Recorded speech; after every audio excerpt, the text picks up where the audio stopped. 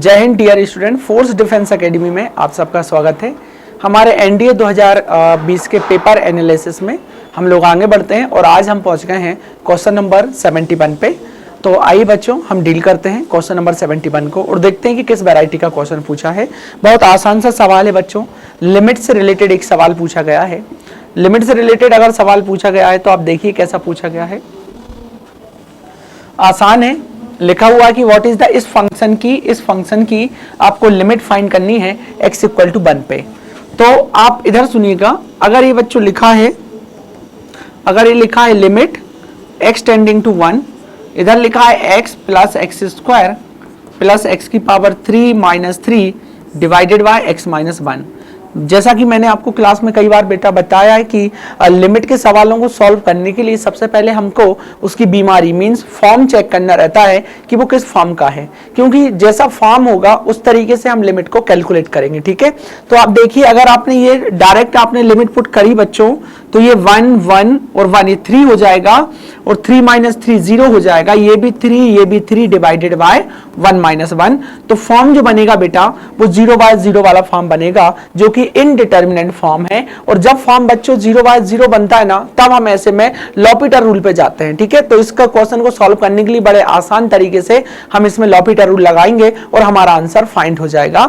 देखिए लॉपिटर रूल लगाते हैं, और जब आप लॉपिटर रूल लगाते हो तो उसका रूल ये होता है बच्चों कि ऊपर वाले फंक्शन का डेरिवेटिव ऊपर किया जाता है और डिनोमिनेटर वाले फंक्शन का डेरिवेटिव डिनोमिनेटर में किया जाता है। यहां पर डिफरेंशिएशन का डिवाइड रूल नहीं लगता है। ठीक है, तो यहां पर जो वेरिएबल होता है, जैसे कि यहां पर x है, तो x के रिस्पेक्ट में न्यूमरेटर का डेरिवेटिव करेंगे तो x का डेरिवेटिव 1, एक्स स्क्वायर का डेरिवेटिव 2x, एक्स क्यूब का डेरिवेटिव 3x स्क्वायर और इसका हो जाएगा बेटा 0 डिवाइडेड बाय x का डेरिवेटिव 1 1 का 0। तो फाइनली हमारे सामने ये निकल के आया लिमिट x टेंडिंग टू 1, इधर मिलेगा 1 plus 2x plus 3x square और डिवाइड में तो रहेगा 1। अब हमें क्या करना है, x की जगह पे 1 पुट करना है, तो ये हो जाएगा 1 प्लस 2 प्लस 3, 3 और 2 5 और 1 6। तो हमारा आंसर कितना आ जाएगा 6। मतलब इस फंक्शन की जो लिमिट आई है बच्चों वो आ गई है 6। तो 71 वाला बहुत आसान सवाल था और एनडीए ऐसे इजी सवाल भी पूछता है, इसलिए आपसे बार बार बोला जाता है कि आपको उन सवालों को जरूर करना है जो आसान है, जो इजी है।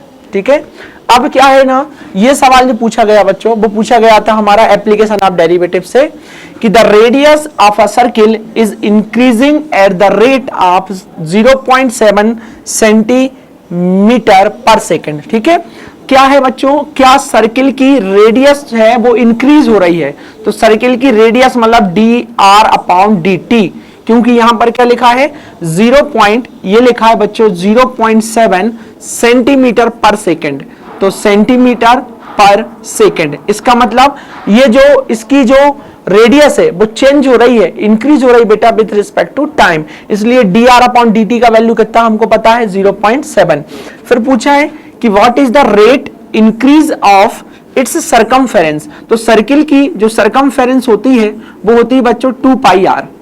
अब आपको ये बताना है कि ये जो सरकमफेरेंस है वो किस रेट से इंक्रीज होगा। तो जब भी किसी रेट की बात करते हैं तो हम डेरिवेटिव करते हैं और इसका डेरिवेटिव हम करेंगे बच्चों विथ रिस्पेक्ट टू टाइम। तो लिखेंगे differentiation with respect to t।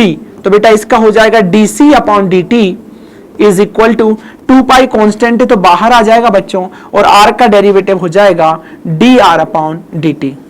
तो यहां से मुझे मिल जाएगा 2 × 22/7, क्योंकि पाई कहीं नहीं है बेटा, और dr/dt का वैल्यू है 0.7। तो फाइनली जब आप इसको सॉल्व करेंगे तो ये आपको मिल जाएगा dc/dt इज इक्वल टू, यहां से आपको मिल जाएगा 2 × 22 डिवाइडेड बाय 7 इंटू ये हो जाएगा 7/10, ऐसा इंटू 7/10 हो जाएगा। ये क्लियर, तो ये 7 से 7 कैंसिल हो जाएगा, ये हो जाएगा 2 5 10। तो आपके सामने निकल के आ जाएगा dc/dt इज इक्वल टू, यहां से 22 मिलेगा आपको डिवाइडेड बाय 5, डिवाइड करेंगे तो 5 का 20 और 4 के रिस्पेक्ट में सिर्फ एक ही आंसर है बेटा ये, बाकी डेसिमल से आप ना करें तब भी क्या फर्क पड़ता है, क्योंकि ऑप्शन तो हमको पहला वाला मिल गया। चलिएगा आगे बढ़ता हूं। 72 के बाद हम चलते हैं 73 पे। फिर से लिमिट से ही रिलेटेड सवाल पूछा गया है। दो दो फंक्शन दिए, दोनों में लिमिट लगा के रखी है और दोनों में एक ही फंक्शन है, एक ही तरीके का फॉर्म हम यूज करेंगे। अगर आपको पता हो कि बेटा लिमिट एक्सटेंडिंग टू 1, ये वाला एक्सप्रेशन इसके बराबर है वेयर के नॉन जीरो, के का वैल्यू क्या है बच्चों, के नॉन जीरो है, तो आपको बताना है कि के का वैल्यू क्या होगा। तो एक फार्मूला अगर आपको याद हो कि limit extending to a, x की पावर m a की power m divided by x की पावर n a की पावर n, ये जो फार्मूला होता है बच्चों वो m अपॉन n a की पावर m माइनस n होता है। बस यही फार्मूला हमें दोनों साइड अप्लाई करना है बच्चों और आंसर आ जाएगा। अगर मैं यहां अप्लाई करूंगा तो m का वैल्यू 4 है और n का वैल्यू क्या है 1 है और a का वैल्यू यहां पर क्या है, a का वैल्यू भी 1 है, तो आप ये फार्मूला यहां भी अप्लाई करेंगे। सिमिलरली यहां a का वैल्यू k है, m का वैल्यू 3 है और n का वैल्यू 2 है, तो फार्मूला अप्लाई करिए आप यहां पर, तो ये हो जाएगा 4 upon 1 m upon n, a का वैल्यू है बेटा 1 की पावर m माइनस n, मतलब 4 माइनस 1 इज इक्वल टू, इधर आ जाएगा 3 अपॉन 2 और ये हो जाएगा अपना a का वैल्यू है k की वैल्यू m माइनस n, मतलब 3 माइनस 2, तो ये तो हो जाएगा यहां से 4, ये हो जाएगा 3 अपॉन 2 और ये आ जाएगा k की पावर 1, 2 का मल्टीप्लाई हुआ तो 8 अपॉन 3 मिलेगा और k का वैल्यू, सो k का वैल्यू कितना आ गया बच्चों 8/3, तो ये वाला ऑप्शन करेक्ट हो जाएगा क्योंकि k का वैल्यू कितना आ गया निकल के 8/3। चलिएगा 73 के बाद हम चलते हैं 75 पे। 75 में फिर से एक लिमिट का ही सवाल पूछा गया बच्चों। क्या पूछा गया लिमिट का सवाल कि लिमिट x टेंडिंग टू 0 और यहां लिखा हुआ है sin x और यहां लिखा log 1 minus x divided by x square, ऐसा। तो मैं इसको सबसे पहले सॉल्व करने के लिए थोड़ा सा सेपरेट करूंगा, लिमिट एक्सटेंडिंग टू 0 कर देता हूं और यहां पर लिखूंगा मैं sin x डिवाइडेड बाय यहां x और इनटू में लिख देता हूं limit extending to 0 log 1 minus x upon x. आप देखेंगे तो इसका जो फॉर्म होता है ये वैल्यू आपको कितना दे जाएगा 1, क्योंकि हमको इसका फार्मूला ही पता होता है, इसकी लिमिट पता होती है। इसमें अगर हम फॉर्म चेक करेंगे तो ये 0/0 का फॉर्म बनेगा, मतलब जब हम यहाँ 0 रखेंगे तो ये 0/0 का फॉर्म बनेगा बेटा। जब हम फॉर्म चेक करेंगे तो लॉपिटर रूल लग जाएगा इसमें और ऊपर वाले का डेरिवेटिव हो जाएगा 1 अपॉन 1 माइनस एक्स और x का डेरिवेटिव -1 और डिवाइड में हो जाएगा 1। और अब आप इसमें लिमिट पुट करोगे जब बच्चों 0, तो ये 0 हो जाएगा, ऊपर से -1 आएगा तो 1 इंटू -1, तो आंसर विल बी -1, तो इसका आंसर आ जाएगा, आंसर विल बी -1 इस तरीके से। करेक्ट। चलिएगा आगे बढ़ता हूं। 75 से हम चलते हैं 74 पे। 74 में जो सवाल पूछा गया है बच्चों, वो सवाल जो है स्टूडेंट वो ऑर्डर और डिग्री पर है। ऐसे ऑर्डर और डिग्री के सवाल अक्सर हर बार पूछे जाते हैं, पर हर बार कुछ ना कुछ चेंज होके आता है। जिस तरीके से इस बार चेंज होके आया, तो देखिए इंटीग्रेशन का साइन बैठा है। अगर इंटीग्रेशन फंक्शन में है तो वो डिफरेंशियल इक्वेशन हो नहीं सकती है बच्चों। डिफरेंशियल इक्वेशन के लिए dy/dx होता है, इंटीग्रेशन का साइन नहीं होता है। तो सीधा सा बच्चा क्या करेगा बेटा, यहां पर अब ये जो डिफरेंशिएशन का साइन है, इस डिफरेंशिएशन के साइन में से इसको आपको इंटीग्रेशन का साइन हटाना पड़ेगा। सो इंटीग्रेशन का साइन कब हटेगा स्टूडेंट, जब आप इसका डिफरेंशिएशन करेंगे। इसलिए आप इसका क्या कर दीजिए, इसका आप डिफरेंशिएशन कर दीजिए तो आपको आंसर आ जाएगा। तो चलिए हम इसका डिफरेंशिएशन कर देते हैं। ठीक है, चलिए इसका डिफरेंशिएशन आप करिए। जब आप इसका डिफरेंशिएशन करेंगे तो दोनों साइड आप डिफरेंशिएट करेंगे तो इसका डिफरेंशिएशन क्या हो जाएगा, कांस्टेंट के बाहर बैठा रहेगा बच्चों, और dy/dx का डेरिवेटिव जब होगा तो ये बन जाएगा d2y/dx2, क्योंकि हमने एक बार इसका x के रिस्पेक्ट में डेरिवेटिव कर दिया। जब हम इसका डेरिवेटिव करेंगे बच्चों तो देखो ये dx बैठा है और बाहर इंटीग्रेशन का साइन लगा हुआ है, तो ये क्या बन जाएगा, ये इंटीग्रेशन का साइन हट जाएगा और सीधा सीधा हमें मिलेगा dy/dx की पावर 2, dy/dx की पावर 2 और होल पावर 2/3। पर हमें डिग्री भी बतानी है और ऑर्डर भी बतानी है, और अगर हमें डिग्री बतानी है तो इसको हमें एक इक्वेशन के फॉर्म में बदलना पड़ेगा। और इक्वेशन के केस में जो डिग्री होती है वो रेशनल नहीं होती बच्चों, होल नंबर होती है। इस कारण से इसकी जो डिग्री बनी हुई है, जो पावर लगी हुई है 2/3, इसको आपको चेंज करना पड़ेगा। तो ये जो 1/3 है, ये जो 1/3 उधर जाके क्या हो जाएगा, k/d2y/dx2, और ये वाली पावर आके लग जाएगी बेटा 3, और यहां पर मुझे मिल जाएगा 1 प्लस dy/dx की पावर 2 एंड होल पावर 2। इस तरीके से। अभी अब आप देखेंगे तो मैक्सिमम डेरिवेटिव कितनी बार हुआ है बच्चों, मैक्सिमम डेरिवेटिव 2 बार हुआ है, इसलिए इसका ऑर्डर तो कितना हो गया 2, और मैक्सिमम डेरिवेटिव की पावर कितनी लगी हुई है 3 लगी है, तो वही हो जाएगा इसकी डिग्री। तो इसका आंसर बनेगा बी वाला, इसका आंसर बन जाएगा बी वाला कि डिग्री जो होगी वो 3 होगी और ऑर्डर जो होगा बच्चों वो 2 हो जाएगा। तो इसका आंसर ये बन गया 2 and 3, ऑर्डर हो गया 2 और डिग्री हो गई 3। चलेगा 74 से चलते हैं 75 पे। 75 पे चले तो ये अच्छे लेवल का सवाल है, वैसे आसान है बेटा, पर क्या है अगर आप इसको सोचेंगे तो नॉर्मल तरीके से तो नहीं कर पाएंगे।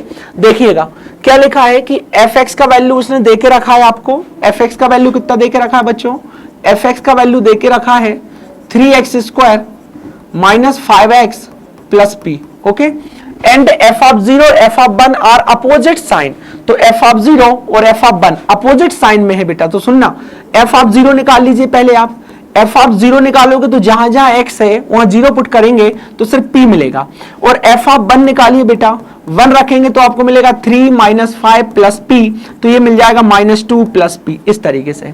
अब ध्यान से एक बात को और समझिएगा आप कि उसने ये बोला है कि इसका और इसका जो आंसर है वो आप जो भी आए पर अपोजिट आंसर है, मतलब अगर ये पॉजिटिव आ गया तो बात दूसरे वाला नेगेटिव है, और दूसरा नेगेटिव तो पहले वाला पॉजिटिव है। तो आप मुझे एक बात बताओ, इसका मतलब अगर एक नेगेटिव एक पॉजिटिव है तो f(0) और f(1) का जो प्रोडक्ट होगा वो हमेशा 0 से लेस होगा, क्योंकि अगर एक क्वांटिटी पॉजिटिव है बच्चों और एक क्वांटिटी नेगेटिव है तो नेगेटिव मल्टीप्लाई पॉजिटिव जब होगा तो हमेशा आंसर नेगेटिव आएगा।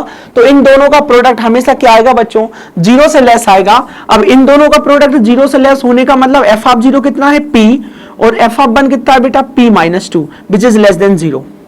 और अगर इस तरीके से आ गया तो आपको पता आप WCM आप यहां पर यूज करेंगे और इस हिसाब से आप नंबर लाइन बनाएंगे बच्चों, और नंबर लाइन पे P इसका जो क्रिटिकल पॉइंट होगा वो 0 होगा, इसका क्रिटिकल पॉइंट 2 होगा, दोनों पे बेटा ओपन इंटरवल आएगा, यहां पर 0 रहेगा। WCM के लिए आप इस तरीके से बनाते हो जो सबको करते आती है बेटा, है ना, यहां पर प्लस इंफिनिटी होगा, यहां माइनस इंफिनिटी होगा। कंडीशन क्या बोलती है आपसे कि आपको लेस देन, सॉल्यूशन कैसा चाहिए आपको, सॉल्यूशन आपको नेगेटिव सॉल्यूशन चाहिए। सो नेगेटिव सॉल्यूशन कहां से क्या लाएगा बेटा, ये वाला नेगेटिव सॉल्यूशन रहेगा आपका 0 से लेकर 2, तो आंसर हो जाएगा P बिलोंग्स टू 0 से 2, तो आंसर C इज करेक्ट। यहां से आपका कौन सा आंसर सही जाएगा, C वाला ऑप्शन आपका बच्चों सही हो जाएगा। चलिएगा अब 77 पे चलते हैं। ये एक अच्छे से तरीके, वैसा आसान सवाल है पर आपको समझना इसमें ये है बेटा कि एक कंडीशन आपको दी है कि E इक्वल टू क्या लिखा है, E की पावर थीटा और बाजू में है फाई, इज इक्वल टू लिखा है C प्लस 4 थीटा और बाजू में लिखा है फाई। फिर बोला है उसने कि C आर्बिट्री कांस्टेंट है, अगर ये आर्बिट्री कांस्टेंट है तो डेरिवेटिव करने पर ये 0 हो जाएगा। And Sai is a function of theta, मतलब ये जो साई है वो फंक्शन है किसका, थीटा का, तो आप उसको लिखेंगे psi is equal to F theta. क्या लिखेंगे, psi is equal to F theta, ऐसा। Then what is the psi D theta is equal, अब psi D theta equal to, मतलब ये जो फंक्शन लिखा हुआ है बच्चों इसका आपको थीटा के रिस्पेक्ट में क्या करना है, डिफरेंशिएट करना है। तो सुनिएगा, मैंने यहां लिखा e की पावर थीटा और यहां लिख दिया साई, और इसका डेरिवेटिव करूंगा बेटा मैं, डेरिवेटिव आप किसके रिस्पेक्ट में, थीटा के रिस्पेक्ट में। उधर ही यहां क्या लिखा है बेटा, d अपॉन डी थीटा, क्योंकि थीटा के रिस्पेक्ट में मुझे डिफरेंशिएट करना है, हाँ, और यहां लिख दूंगा मैं c प्लस 4 थीटा पॉइंट 5, ऐसा। और अब जब मैं डिफरेंशिएशन करूंगा तो e की पावर x का डेरिवेटिव e की पावर x ही होता है, तो ये थीटा फाई ही आएगा बेटा।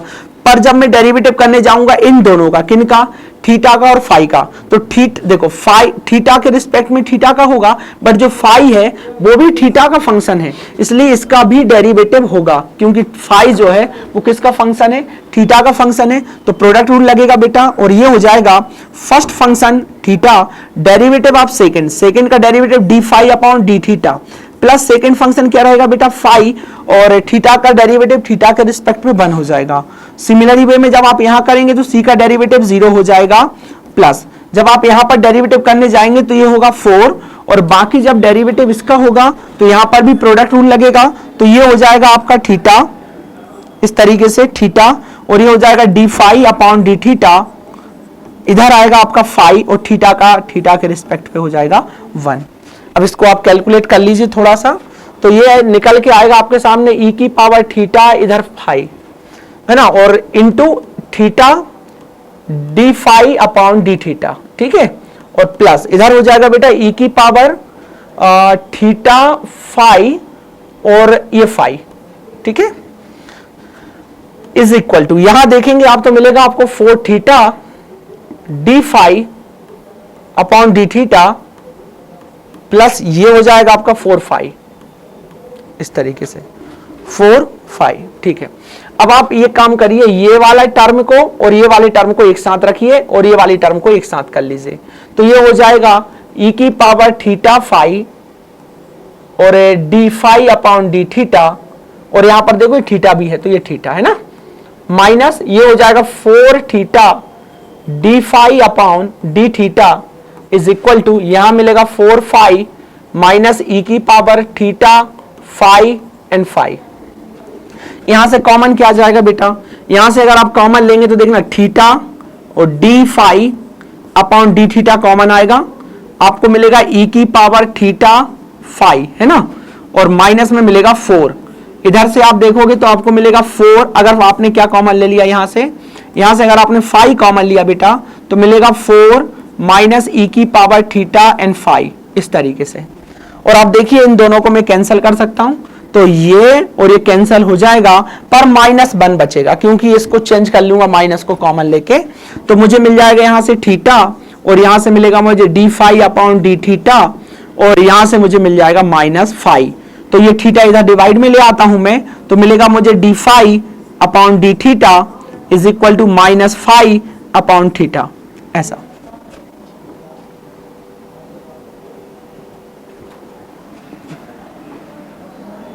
कहीं मिस्टेक हो गई क्या, d theta d phi upon D theta और ये थीटा तो कॉमन में ही रहेगा, ठीक है, इधर आ जाएगा -5। चलो अब अपन को क्या चाहिए, यहां तक तो आ गया, आगे बढ़ता हूं।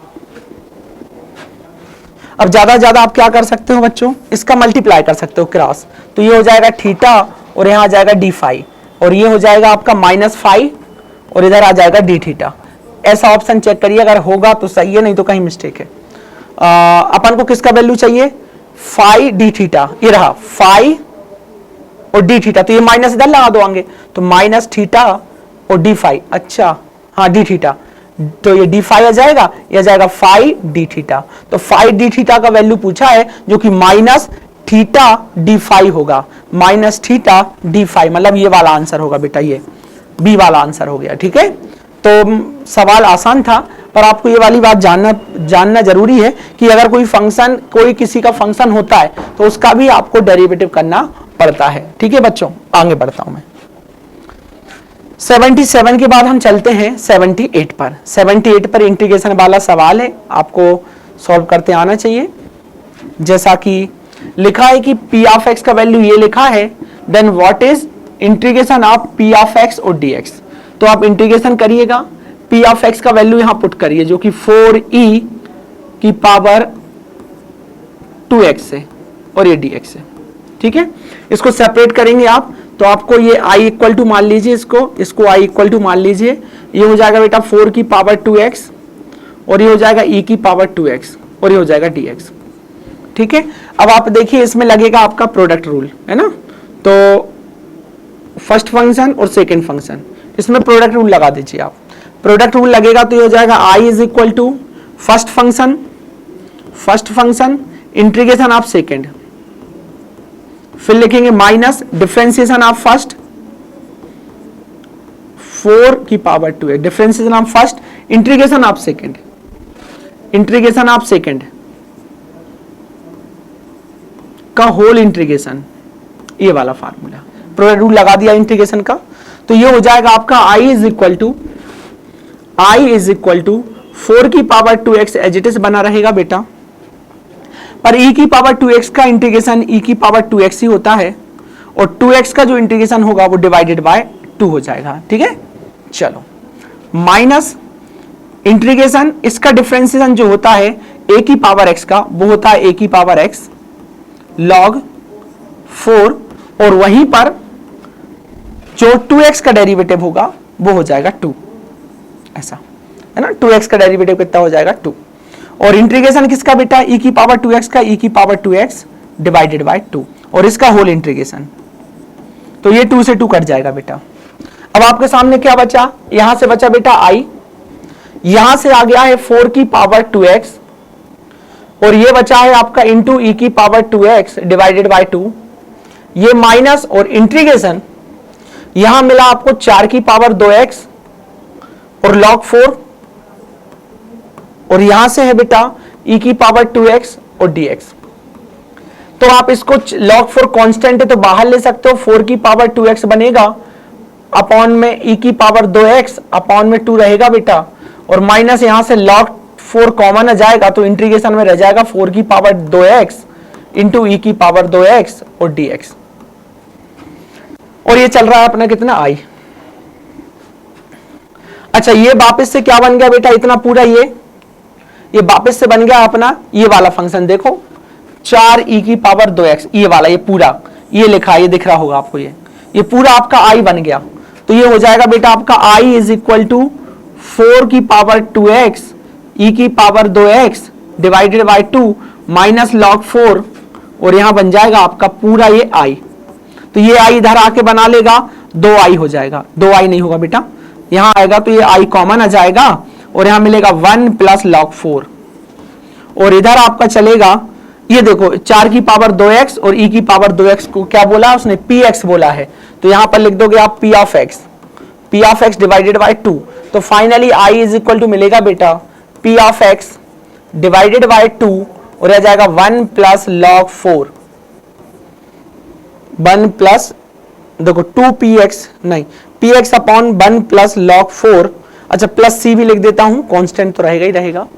अब देख लीजिए कौन सा आंसर मिल रहा है भाई साहब, ये 2 लिखा है तो आएगा log 2 log 2 l, ये वाला आंसर मिल गया बेटा ये, क्योंकि अगर आपको ये 2 log 2 दिख रहा है तो यहां पर ये जो 4 लिखा है उसको आप 2 की पावर 2 लिख सकते हो, 2 आगे आ सकता है, इसलिए आंसर क्या बन जाएगा बेटा, ये वाला आंसर बन जाएगा। ठीक है, क्योंकि 2 कॉमन रहेगा ये वाला, तो बी वाला ऑप्शन बन जाएगा। ठीक है, चलिएगा अगर 79 पे चलते हैं तो वो देखिएगा, ये भी इंटीग्रेशन से ही पूछा गया था, आसान पूछे गए बेटा सवाल। इंटीग्रेशन में पूछा गया कि what is the value of 0 से लेकर π/4। अच्छा ये जो लिखा है 10 की पावर x प्लस 10x, तो मैंने यहां से 10x कॉमन ले लिया, 10x कॉमन लेते ही ये वाली चीज बन गई 10 स्क्वायर x प्लस यहां 1 बचा और ये हो गया dx।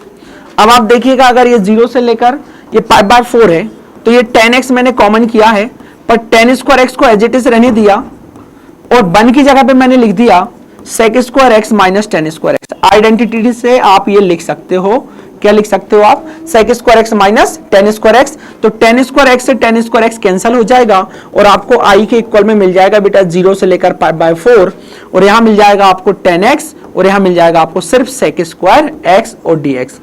अब देखिएगा अगर आप यहां पर पुट करेंगे किसको, 10x को अगर आपने t पुट किया बच्चों तो डिफरेंशिएशन जब इसका होगा तो ये बन जाएगा sec square x dx is equal to dt। तो sec स्क्वायर x dx किस में चल जाएगा, dt में चल जाएगा।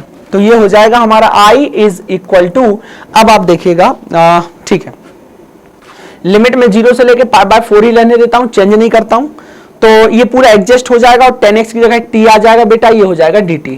इसका इंटीग्रेशन बनेगा t स्क्वायर अपॉन 2, ये लिमिट आ जाएगी 0 से लेकर कहां π/4 तक। अब t का वैल्यू आप वापस कर दीजिए तो t का वैल्यू कितना है 10x, तो ये हो जाएगा बेटा 10 स्क्वायर x डिवाइडेड बाय 2 और लिमिट 0 से लेकर π/4। अगर मैं 0 रखूंगा तो बात खत्म हो जाएगी, तो π/4 ही रखना है, तो π/4 रखूंगा जब बेटा तो 10 π/4 कितना होता है 1, तो ये हो जाएगा 1 का स्क्वायर अपॉन 2 माइनस 0 का स्क्वायर अपॉन 2, तो आंसर आ जाएगा 1/2। तो ऑप्शन हो जाएगा बी। ठीक है, चलिएगा 79 से चलते हैं हम आगे, 80 पे चलते हैं। 80 में लिखा हुआ है बच्चों कि let y equal to y is equal to 3x square plus 2। Let y equal to 3x square plus 2 if x change from, x कहां से कहां चेंज हो रहा है, तो डेल्टा x में जो चेंज हो रहा है वो 10 से लेकर 10.1 तक। तो आपको चेंज निकालना है किसमें बेटा, बाय में चेंज निकालना है, तो बाय में होने वाला चेंज हो जाएगा del by is equal to 10 पे होने वाला चेंज माइनस 10.1 पे, सॉरी सबसे बड़ा नंबर 10, तो F10 पे होने वाला, F10.1 पे होने वाला चेंज माइनस F10 पे होने वाला चेंज। इस तरीके से हम लोग क्या निकाल लेंगे, इसमें होने वाला टोटल चेंजेस निकाल सकते हैं, टोटल कितना परिवर्तन होगा हम ये निकाल सकते हैं।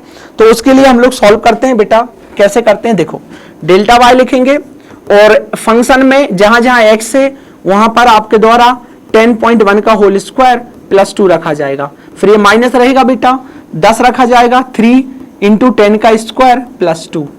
तो फाइनली जब डेल्टा वाई को आप सॉल्व करोगे तो आंसर आएगा 6.03, तो इसका आंसर हो जाएगा 6.03।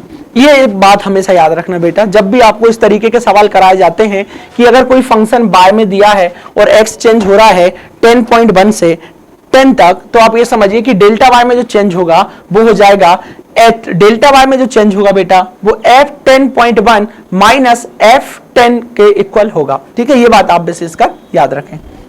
चलिएगा, अब अगर मैं 81 पे चलता हूं तो ये बहुत ही आसान सा सवाल है ना, इसको तो मालूम ना बच्चा नॉर्मली कर सकता है बेटा। देखिएगा फंक्शन क्या लिखा है, फंक्शन लिखा है fx, ये लिखा है fx इज इक्वल टू, इधर लिखा है sin x and divided by x, where x belonging to r है, is to be continuous at x equal to 0। बोल रहा है कि ये फंक्शन जो है वो x इक्वल टू 0 पर कैसा है बेटा, कंटिन्यूअस है। Then what the value of the function at x equal to 0।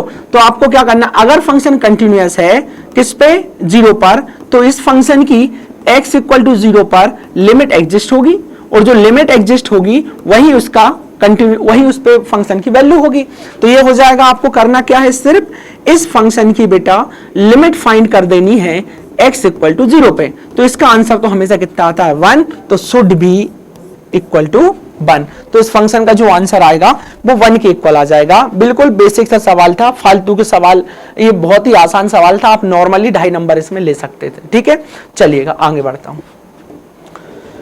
81 से हम अब चलते हैं कहां पर, 82 पर, और इसमें पूछा गया है कि the solution of the differential equation. ये वाली जो डिफरेंशियल इक्वेशन लिखी है वो लिखी है बच्चों dy इज इक्वल टू, यहां लिखा है 1 प्लस वाई स्क्वायर, और इधर बैठा हुआ कौन है, dx। इस डिफरेंशियल इक्वेशन की आपको क्या निकालनी है, सॉल्यूशन निकालना है। तो हम सेपरेबल मेथड यूज करेंगे, और वेरिएबल सेपरेबल मेथड में बाय वाली टर्म्स को बाय वाले टर्म के साथ लिखेंगे, और बची हुई पार्टी अकेली बैठेगी बेटा इस तरीके से। So dy upon 1 plus y square is equal to कितना हो जाएगा, dx हो जाएगा। और अब हमको क्या करना है, बोथ साइड इंटीग्रेट कर देना है। तो इसका इंटीग्रेशन होता है बेटा tan इनवर्स y, और x का dx का बेटा x होता है, और यहां पर लगा देंगे हम कांस्टेंट। ठीक है, तो हमारे पास y का वैल्यू मिलेगा, tan इधर आ जाएगा और x प्लस c। तो इस तरीके से y बराबर 10x प्लस सी, y बराबर 10x प्लस सी, ये बी वाला ऑप्शन हमारा करेक्ट हो जाएगा। आसान सवाल था, है ना, डिफरेंशियल इक्वेशन से। 83 पे चलते हैं, इंटीग्रेशन से फिर से सवाल पूछा गया, और ये थोड़ा सा लग सकता है कि टाइम लगे इसको सॉल्व करने में। तो हमको क्या करना है बेटा, इंटीग्रेशन फाइंड करना है किसका, इंटीग्रेशन फाइंड करना, तो मैंने इसको i के इक्वल मान लिया, और मैंने लिखा e की power log x plus sign x, तब तक यहां प्रोडक्ट में लिखा है बेटा cos x और dx। अगर मुझे इसका इंटीग्रेशन फाइंड करना है तो ये देखिए, अगर यहां पर बेस में कितना लिखा है, बेस में अगर e लिखा है तो e से e क्या हो जाता है, हमें पता है log की प्रॉपर्टी से कैंसिल हो जाएगा, तो x मिलेगा, और यहां पर मिलेगा बेटा सिर्फ sin x, और ये हो जाएगा हमारा cos x और dx।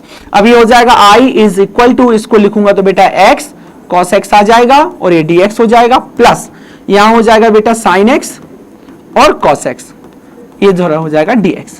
अब देखिएगा इसमें लगेगा बेटा प्रोडक्ट रूल, और इसमें तो हम प्रोडक्ट रूल नहीं लगाएंगे, नॉर्मली हम उसको t मानेंगे तो एडजस्ट हो जाएगा। तो i is equal to product rule लगेगा बेटा, तो आएगा ये first function integration of second, cos x का इंटीग्रेशन होता है sin x, फिर आएगा माइनस डिफरेंशिएशन ऑफ फर्स्ट, तो x का differentiation 1, integration of second, cos x का इंटीग्रेशन sin x, और अगेन इंटीग्रेशन। ठीक है, और यहां पर बेटा अगर मैंने sin x को t माना, मैं यहां पर क्या करूंगा, पुट कर लूंगा sin x को कितना, t, डिफरेंशिएशन कितना होगा बेटा, cos x dx is equal to dt। तो ये वाला डेटा बदल जाएगा किसमें बेटा, देखो sin x हो गया, sin x को माना तो cos x dx t में ये आ जाएगा t, और इधर आ जाएगा dt। चलिएगा ये कितना हो जाएगा बेटा, i is equal to x sine x इधर हो जाएगा, साइन एक्स का इंटीग्रेशन होता है माइनस कॉस एक्स, तो ये कॉस एक्स हो जाएगा, प्लस इधर टी का डेरिवेटिव होगा टी स्क्वायर अपॉन 2। अब टी की वैल्यू आप वापस कर दीजिए बेटा, तो ये मिलेगा एक्स साइन एक्स और इधर हो जाएगा कॉस एक्स, प्लस टी की जगह पे आप क्या रखेंगे साइन एक्स, तो ये हो जाएगा आपका sine square x divided by 2 plus C. Check करिएगा, x sine x plus cos x और sine square x plus 2 plus C plus x sine x, ये रहा सी वाला ऑप्शन बेटा, x sine x plus cos x sine square x divided by 2 plus C, तो C वाला option आपका correct हो जाएगा। चलिएगा आगे बढ़ता हूं, 83 से हम चलते हैं 84 पर। इनवर्स ट्रिग्नोमेट्रिक फंक्शन से सवाल पूछा गया है और वो भी पूछ रहा है डोमेन ऑफ द फंक्शन। किस फंक्शन की डोमेन पूछी बेटा, f x is equal to कितना लिखा हुआ है, f x is equal to लिखा है कॉस इनवर्स और इधर बैठा हुआ है x माइनस 2। जब आपको क्लास में पढ़ाया था तब बोला था कि जब भी इनवर्स फंक्शन की हमें डोमेन निकालने की जरूरत पड़ती है तो जो x जो इसकी जगह पे बैठा है, जो इस एंगल में बैठा है, उसको -1 और +1 के बीच में लीजिए और x तक सॉल्व करिए, है ना। जिसको पढ़ाया वो समझ रहा होगा कि मैं क्या बोल रहा हूं बेटा। तो मैंने इसको क्या किया, इसको लाई करवाया किसके बीच में, 1 और -1 के बीच में, और मुझे कहां तक सॉल्व करना है, इसको x तक सॉल्व करना है। तो फॉर डोमेन के लिए ये करना पड़ता है, ठीक है। तो ये 2 इधर आ जाएगा बेटा, तो -1 + 2 हो जाएगा और ये x हो जाएगा, 2 उधर चल जाएगा, यहां मिलेगा बेटा 1 और ये हो जाएगा x < 3। तो x कहां से कहां वेरी कर गया बेटा, 1 और 3 के बीच में, क्लोज इंटरवल 1 और 3 इसका आंसर हो जाएगा। तो इस फंक्शन की जो डोमेन होगी वो 1 से लेके 3 हो जाएगी, ठीक है। चलिएगा अब 85 पे चलते हैं। 85 वाला सवाल क्या बोल रहा है कि what is the area of the region enclosed between the curve y² is equal to 2x and a straight line y = x। तो हम जब भी एरिया बाउंडेड बाय कर्व की बात करते हैं तो एक रफली सा ग्राफ हमको बनाना पड़ता है जिससे कि पता चले कि एरिया कहां कहां का फाइंड करना है। तो बेटा अगर आज आपको ग्राफ बनाना है तो एक y², ये हो जाएगा आपका ग्राफ किसका, y² is equal to 2x का ग्राफ, एक पैराबोलिक ग्राफ हो गया ये। और उसके बाद एक लाइन है y = x, तो y = x वाली लाइन इस तरीके से जाती है, ये आपकी y = x वाली लाइन हो जाएगी। ये लाइन हो गई आपकी y = x। अब यहां पर इंटरसेक्ट हुआ बेटा और एक इंटरसेक्शन यहां पर हुआ, ठीक है। तो अगर मैं चाहूं तो यहां से एक परपेंडिकुलर ड्रॉ कर सकता हूं, ये वाला परपेंडिकुलर इधर भी ड्रॉ कर सकता हूं और इधर भी ड्रॉ कर सकता हूं परपेंडिकुलर। बट मुझे जो एरिया चाहिए, जो मेरा रिक्वायर्ड एरिया है बेटा, वो ये रेड वाला एरिया होगा, ठीक है। Bounded by 2 curve, parabolic curve and straight line. Straight line और पैराबोला से बाउंडेड जो कर्व होगा वो मेरा इस तरीके का कर्व होगा बेटा। तो ये रेड वाला एरिया मुझे को फाइंड करना है। तो सीधी सी बात है, देखिए यहां पर अगर देखा जाएगा बच्चों तो यहां पर तो x भी 0 है और y भी 0 है, तो क्योंकि जो ओरिजिन है तो इसके कोऑर्डिनेट 0,0 हो जाएंगे। अच्छा, अब मुझे क्या करना है, इनके इंटरसेक्टिंग पॉइंट निकालना है दोनों कर्वेचर के। तो एक कर्वेचर लिखा है बेटा y² = 2x और एक कर्वेचर लिखा है y = x। y का वैल्यू उठा के यहां पुट करूंगा तो x² = 2x मिलेगा, ये x² - 2x = 0 मिलेगा, यहां से x कॉमन आएगा तो x - 2 मिलेगा, तो यहां से x का वैल्यू एक 0 आएगा बेटा और एक x का वैल्यू 2 आ जाएगा। तो जो हाँ, और अब x का वैल्यू 2 आ गया। अब अगर x का वैल्यू 2 मैंने उठा के यहां रखा बेटा तो y का वैल्यू मेरे हिसाब से यहां 2 रखूंगा तो 2 ही आएगा, है ना। y का वैल्यू भी कितना आ जाएगा, 2 आ जाएगा। तो ये वाला जो पॉइंट होगा, ये वाला पॉइंट 0,2 हो जाएगा बेटा, है ना। और ये वाला पॉइंट जो है वो 2,0 हो जाएगा। अब आपको डिपेंड ये करता है कि आपको कहां पर एरिया फाइंड करना है। तो आप चाहे तो हॉरिजेंटल स्ट्रिप मेथड यूज कर सकते हैं, आप चाहे तो वर्टिकल स्ट्रिप मेथड यूज कर सकते हैं। मैं यहां पर हॉरिजेंटल स्ट्रिप मेथड यूज करूंगा क्योंकि मैं लिमिट लेने वाला हूं बाई की, ठीक है। तो मेरा जो रिक्वायर्ड एरिया होगा बेटा, रिक्वायर्ड एरिया जो होगा वो होगा लिमिट y = 0 से लेकर y = 2 तक। और मैं क्या करूंगा कि अगर मैंने ये वर्टिकल स्ट्रिप मेथड लगा दी यहां पर मैंने क्या किया बेटा, वर्टिकल स्ट्रिप मेथड लगा दी, तो ये वर्टिकल हॉरिजेंटल स्ट्रिप बना दी, ये स्ट्रिप बना दी बेटा। तो ये यहां पर जो रहेगा ये रहेगा मेरा dy, ओके। और लिमिट कहां से जाएगी, 0 से लेके 2 तक जाएगी। तो ये हो गया 0 से लेके 2 तक। और सबसे ऊपर ये जो स्ट्रिप है वो स्ट्रेट लाइन को टच करेगी, तो स्ट्रेट लाइन से x का वैल्यू कितना आ जाएगा, y। और नीचे वाली इक्वेशन से जो पैराबोलिक इक्वेशन है उससे x का वैल्यू कितना आएगा, y² - 2। तो इसमें से इसको घटा दूंगा तो y² / 2। और इसका निकाल दूंगा मैं dy, ऐसा। ठीक है, अब इसको सिर्फ मुझे क्या करना है बच्चों, सॉल्व करना है। तो रिक्वायर्ड एरिया में ये हो जाएगा 0 से लेकर 2, बाय का डेरिवेटिव बाय dy माइनस, ये तो पहले आप इंटीग्रेशन ही कर लेते हैं इसका, चलिएगा। तो y का इंटीग्रेशन होता है बेटा y स्क्वायर अपॉन 2 और इसका डेरिवेटिव इंटीग्रेशन हो जाएगा बाय क्यू अपॉन 6 और लिमिट कहां से कहां बेटा, 0 से लेकर 2। अब आप पुट कर दीजिए, अगर आप 0 पुट करेंगे तो पूरा डेटा ही खत्म हो जाएगा, तो उसको तो सॉल्व नहीं करना, सिर्फ 2 पुट करना है बेटा। y की जगह पे 2 पुट करोगे तो ये 4 अपॉन 2 आ जाएगा, माइनस 2 पुट करोगे तो 8/6 आ जाएगा। जब आप इसको सॉल्व करेंगे तो ये हो जाएगा बेटा 2 दूना 4 माइनस 2 चौका 8 2 3 6, तो ये हो जाएगा 4/3, 3 दूनी 6, 6 में से गया बेटा 4 तो 2/3 आएगा आंसर। कितना एरिया आ जाएगा इसका, 2/3। ये आप चाहे तो इसको हॉरिजॉन्टल स्ट्रिप मेथड कर सकते हैं, आप चाहे तो वर्टिकल स्ट्रिप मेथड से भी सॉल्व कर सकते हैं। बस अंतर ये आएगा बेटा, वर्टिकल स्ट्रिप मेथड लगाएंगे तो थोड़ा सा कैलकुलेशन डिफिकल्ट हो सकता है, पर हॉरिजॉन्टल स्ट्रिप में ज्यादा जल्दी से सॉल्व हो गया। चलिए 86 पे पहुंचे। 86 में लिखा है कि fx लिखा है बच्चों, fx equal to 2x minus x square, then what is the value of fx plus 2 and fx minus 2 when x equal to 0। तो fx का वैल्यू कितना लिखा है बेटा, fx का वैल्यू लिखा है 2x माइनस एक्स स्क्वायर। अभी हमें किसका वैल्यू चाहिए, fx प्लस 2 का और fx माइनस 2 का। वो ये बोल रहा है बेटा कि x की जगह पे पहले x प्लस 2 रख दीजिए, फिर x की जगह पे x माइनस 2 रख दीजिए, उसका जो भी आंसर यहां आएगा उस आंसर में x की जगह पे 0 पुट कर दीजिए और आंसर ले आइए। तो हम एक काम करते हैं, पहले से यहां 0 पुट कर लेते हैं, तो हमें क्या मिल जाएगा, f2 मिल जाएगा और हमें f माइनस 2 मिल जाएगा। तो सीधा सा फंडा ये है कि अब फंक्शन में जहां x है वहां 2 रख दीजिए बेटा, तो यहां 2 रखोगे तो ये मिल जाएगा 4 माइनस 4, यहां पर x की जगह 2 रखो, x की जगह 2 रखो, फिर कर दो प्लस और अब माइनस 2 रखो बेटा, माइनस 2 यहां रखोगे तो माइनस 4 मिलेगा और माइनस 2 यहां रखोगे तो माइनस 4 मिलेगा, क्योंकि माइनस 2 यहां रखते ही स्क्वायरिंग उसको पॉजिटिव कर देगा, बट पहले माइनस लगा हुआ है तो वो माइनस रह जाएगा। तो आंसर मिलेगा आपको 4 माइनस 4 माइनस 4 माइनस 4, एक कैंसिल हो जाएगा, आंसर विल बी माइनस 8।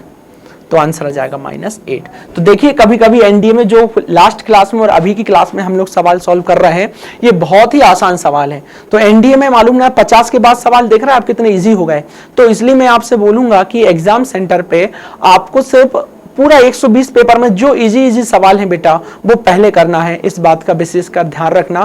तो आप अच्छे तरीके से जब सेंटर से बाहर आएंगे तो हंसते हुए आएंगे, अदरवाइज आपके चेहरे पे उदासी दिखाई देगी।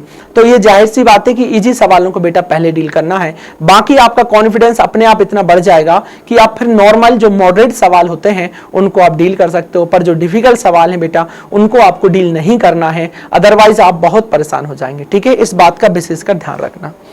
चलिएगा आप एक मिनट दीजिए, इसके बाद 86 के बाद हम 87 पे चलते हैं बच्चों, जब तक आप इस सवाल को देखिएगा।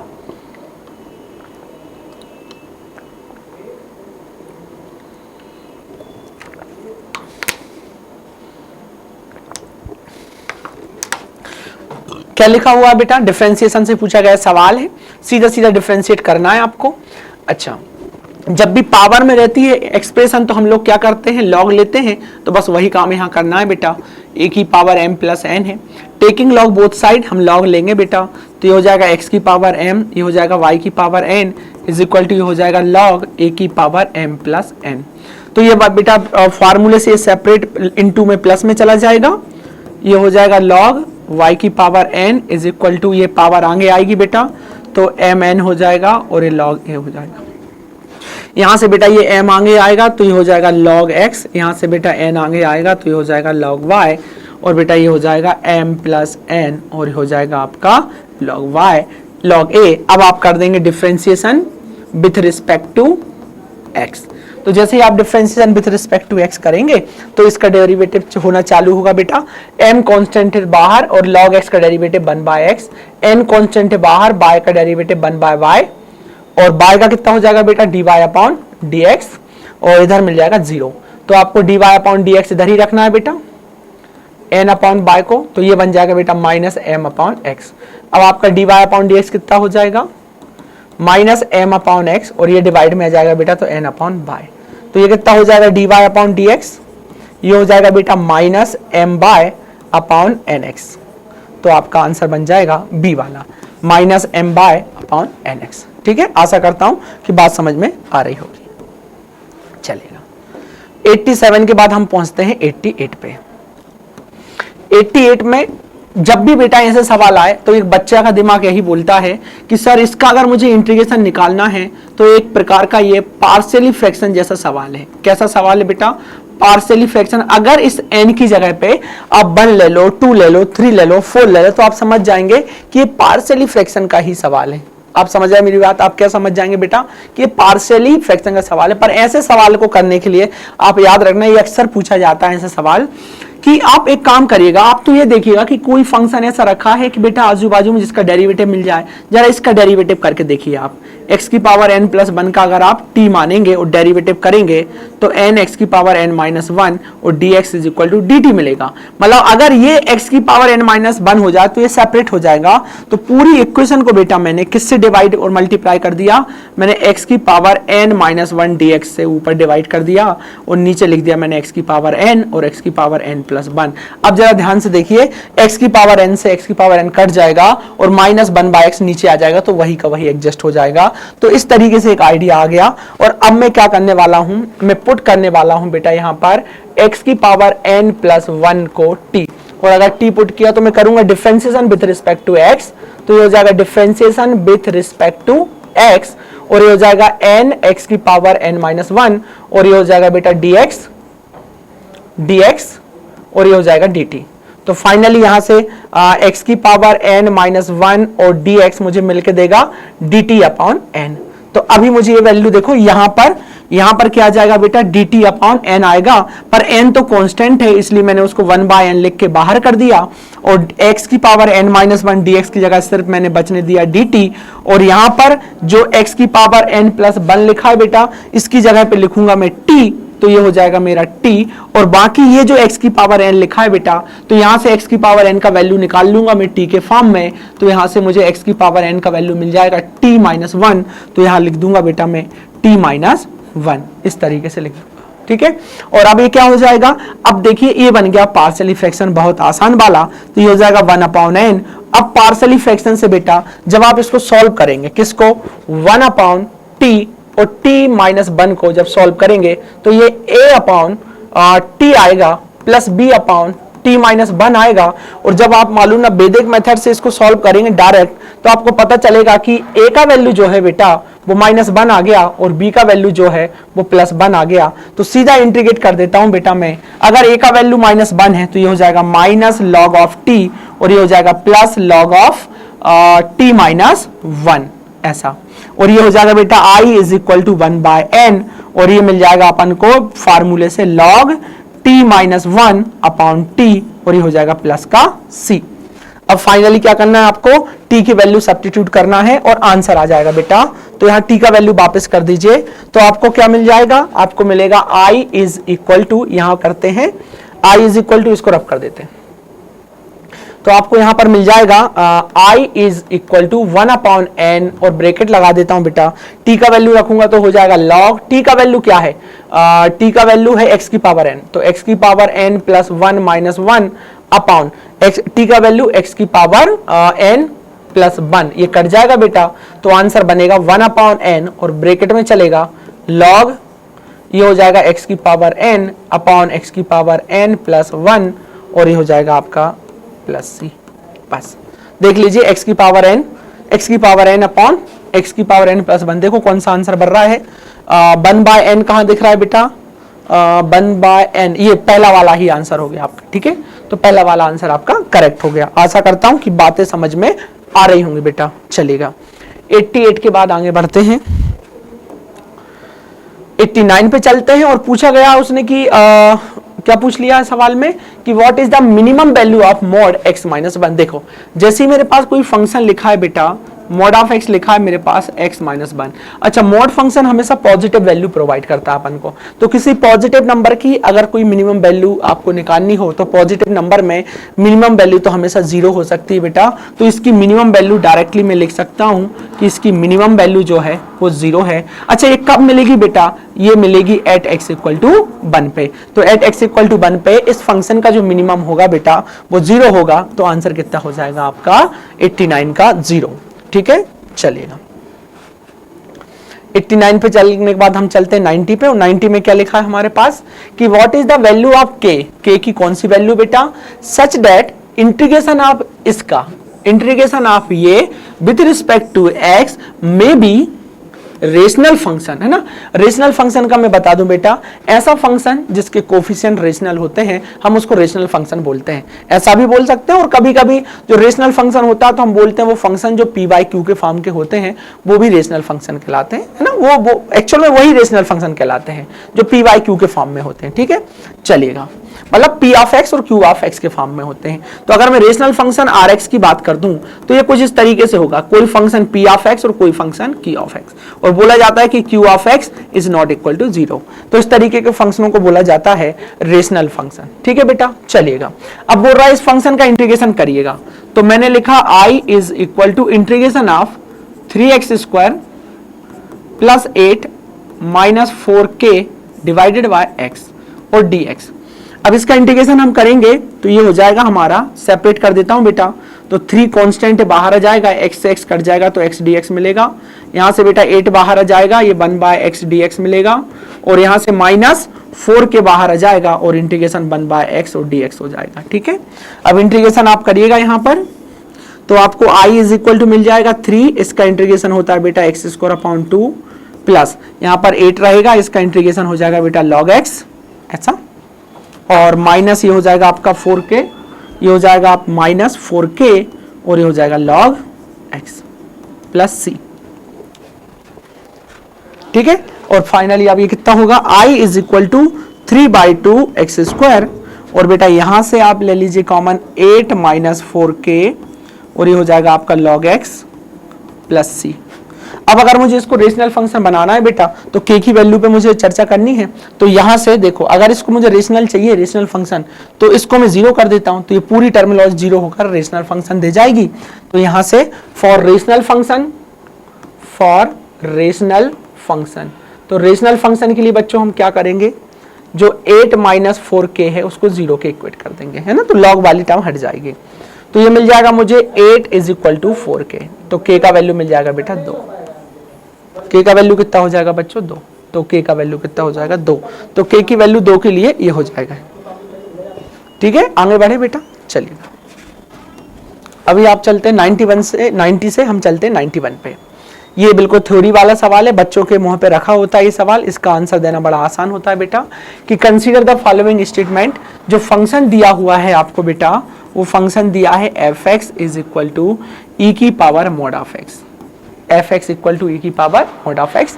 और अब पूछा जाता है आपसे कि कंसीडर द फॉलोइंग स्टेटमेंट, ये the function is continuous at x equal to 0। तो देखिए ये एक्सपोनेंशियल फंक्शन है और उसकी पावर लिखा है mod ऑफ x। तो mod ऑफ x में x क्या है, x इक्वल टू 0 पे ये फंक्शन क्या होता है, कंटिन्यूअस होता है, इसलिए पूरा का पूरा फंक्शन क्या हो जाएगा, x इक्वल टू 0 पे कंटिन्यूअस हो जाएगा। तो पहला वाला स्टेटमेंट सही है।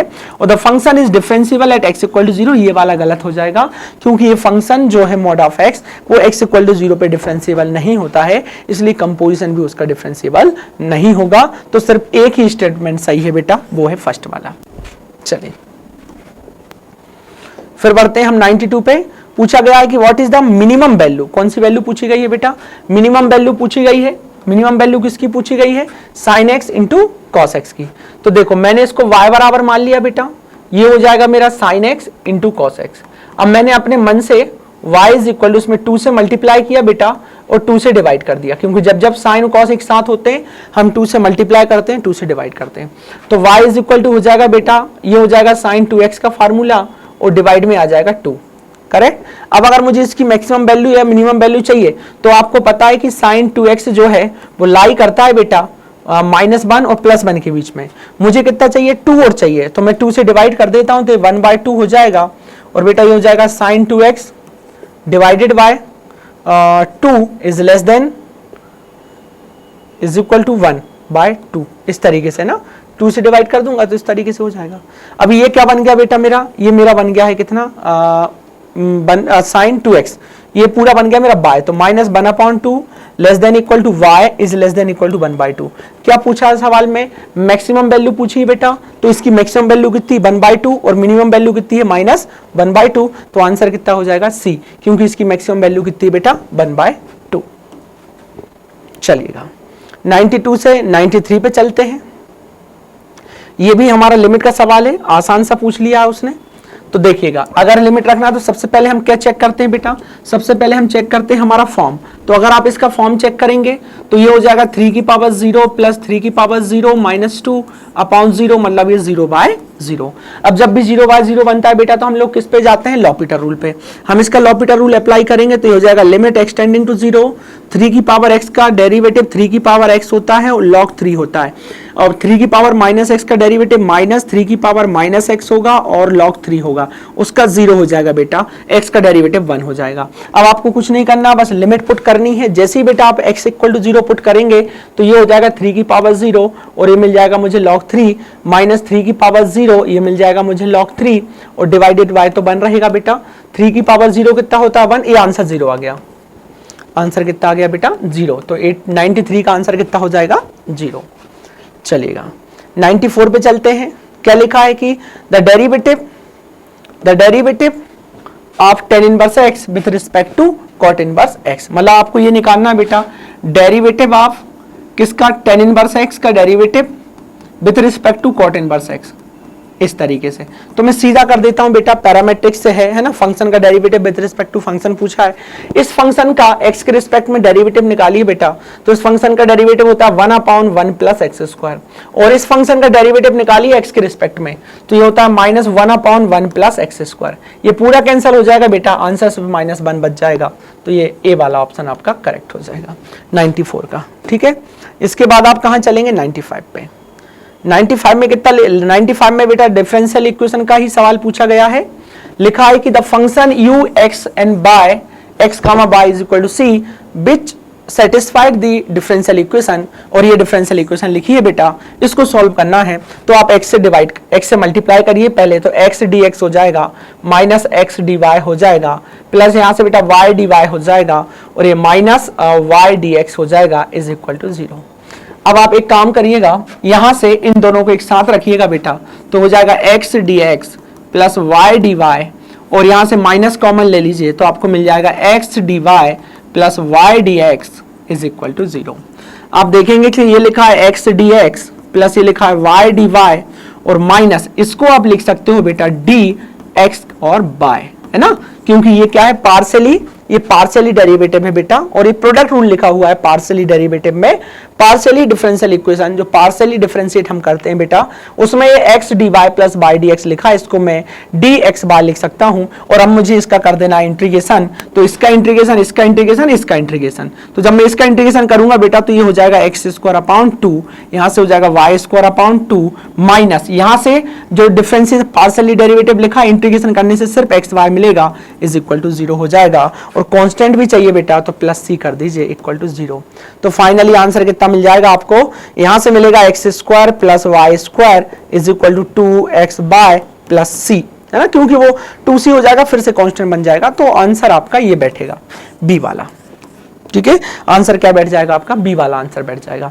चलिएगा बच्चों, आज के लिए इतना काफी है, हमने इतने क्वेश्चन, आज हम 95 क्वेश्चन पे पहुंच गए हैं। कल हमारा इस 2020 का लास्ट सेशन रहेगा और ये पेपर हमारा कंप्लीट हो जाएगा।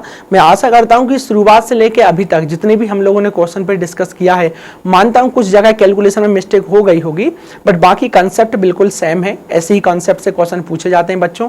कोशिश करना कि आप कैलकुलेशन को इग्नोर करके सिर्फ कंसेप्ट पे ध्यान रखो कि कैसे क्वेश्चन आते हैं, कैसे क्वेश्चनों को डील करना है। ठीक है, इसी के साथ आज का सेशन हम खत्म करते हैं, मिलते हैं नेक्स्ट वीडियो में।